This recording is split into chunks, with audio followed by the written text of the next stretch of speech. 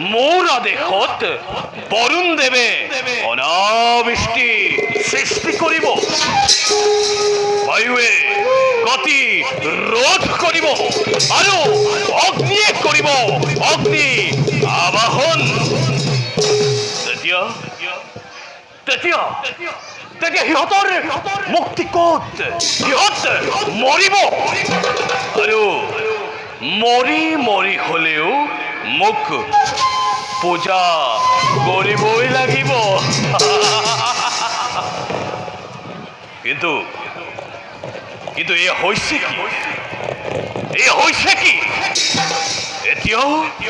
এতিয়াও অপেশ্বৰীহঁতৰ নৃত্য গীতেৰে মোৰ এই ৰাজসভা মুখৰিত হোৱা নাই।